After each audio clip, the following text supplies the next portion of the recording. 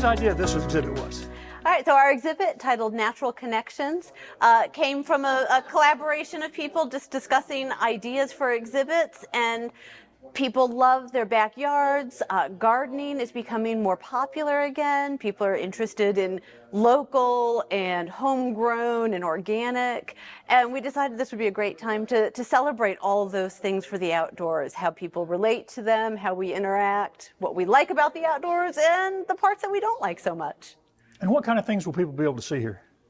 So we have everything from the parts of the outdoor we don't like. We've got things about pesticides and why some pesticides are no longer available on the market, to natural ways to control pests, to even how we bring the outdoors inside and use floral decor throughout our homes.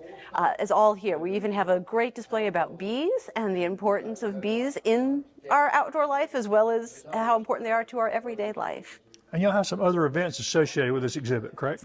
That's right. We have a homeschool event coming up on Wednesday, March 27th, called Backyard Scientists. The students will be doing some soil testing, learning about different types of soil. We'll be extracting DNA from strawberries and bananas. We'll also be learning more about photosynthesis and watching a leaf breathe. We also have another event on May 2nd, where you'll be learning how to make flower arrangements from things in your own backyard. So you don't have to have the exotic flowers that florists have, just beautiful things in your own backyard. You can kind of make wonderful arrangements for your home. And the exhibit will be running from when to when? The exhibit opens today, March 24th, and will be up through the end of May. And y'all will be open during the Chili Festival, correct? That's right. We'll be open all day during the Chili Cook-Off, so you can come and see this exhibit as well as our permanent exhibit on local history and the South Carolina Tennis Hall of Fame will all be open during the Chili Cook-Off. And your regular hours for the exhibit will be what? We're open Wednesday through Friday, 9 to 2, and Saturdays, 10 to noon.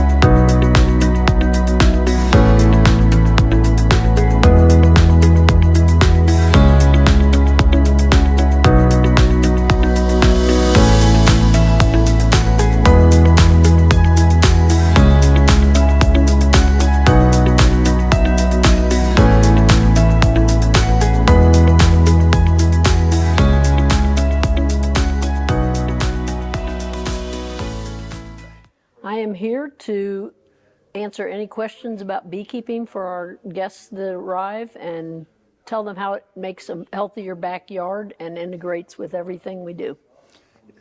This nature exhibit they're doing here at the museum, remind people how important bees are to the ecosystem. Well, if you like to eat, you should like bees. That's just kind of the bottom line. We use them.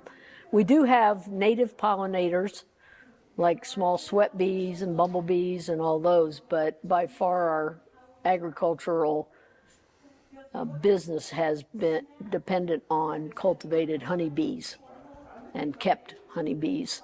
It's one of the biggest businesses in the country. And how long have you been keeping bees? 10 years. And what have you learned?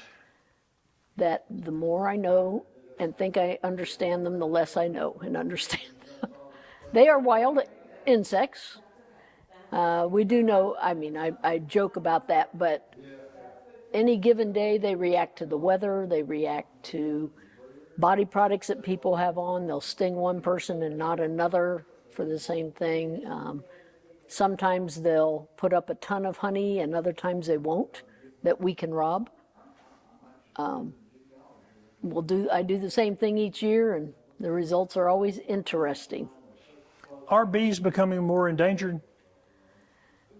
Yes, the use of chemicals in our yards and getting rid of all the native, what we call weeds are just native flowers. And they feed voraciously off those in the early spring, like now, before lots of other things are blooming. People just don't realize how important clover and henbit and all those things that are in our yards are for the bees. You'll see them all over it. Well, you mentioned clover and the other. What else can homeowners do to help cultivate bees and allow them to have something to get the nectar and stuff?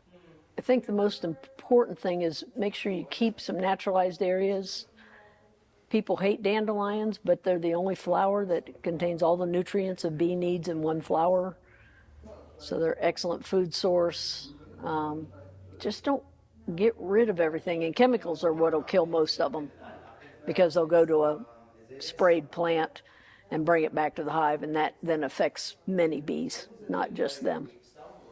And you and I were talking off camera about how important is local honey to a person's diet? Local honey from beekeepers such as myself is pure honey. We literally take it through the extractor, spin it out of the honeycomb, run it through one wire mesh to get the pieces of wax and stuff out of it or anything else, any other debris, and put it in jars. And that maintains all the natural enzymes and vitamins that are contained in it, which are the real health benefits. And those decrease over time. So it's better to eat it fresh. And local honeys are, and there's also small amounts of pollen in there. So the local bees have the local pollens. A lot of people believe it'll help you get over allergies because it's kind of like allergy shots where you're getting a small dose over time, but a much more tasty way to do it.